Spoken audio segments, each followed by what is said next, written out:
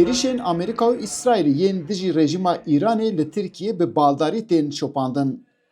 Rayedarên Tirkiye di daxuyaniyên xwe da daxwaza rawestina şer bikin jî lê heta niha sê mûşekên Îranê li ser axa Tirkiye li hewayê hatin xistin. Bandora van mûşekan yekser li ser gelê Tirkiye xwe nîşan dide. Di kolanên Stenbolê da gel bifikarin. Ew dema hestê xwe diyar dikin, radigihînin ku ev şerê Tirkiye nîne.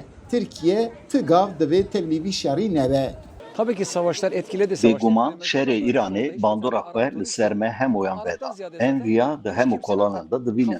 Ez esnaf bikirên me li welatên Kendavê tên. Lê ana li wan bera firina belafiran hatiye rawestandin. Ji ber vî jî karê me pir xirab bû. Em li bendenê ku ev şer rawest. Di vî şerî da rayedarên Tirkiye dixwazin ku bêalî bimînin. Lê çapemeniya Tirkiye bi tevahî piştgiriyê dide Îranê. Lê Amerîka û İsraîlê jî tewanbar nîşan didin. Pispor û rojnameger vê helwesta çapemeniyê rexne dikin û radigihînin ku çapemeniya Îranê hindê çapemeniya Tirkiye piştgirî nade Îranê.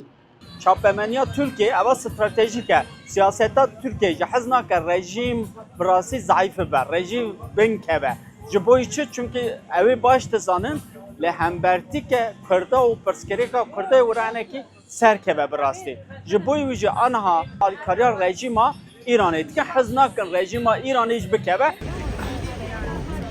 Derbarê şerê İsraîl û Amerîka li hemberî Îranê etmeşin de dirêve dibe awayekî propagandîf awayekî alîgirê Îranê temaşeyî vê prosesa şerî dike û weke propagandayekiya Îranê debe ji qey siber roj de İran zora Amerîka bibe. Tirkiye herçiqas xwe dûrî vî şerî bigire jî lê bandora şer yekser li ser aboriya Tirkiye xwe nîşan dide.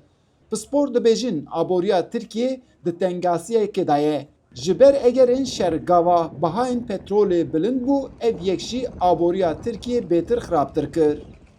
Eyüp Demir, Dengê Amerîka, Stenbol.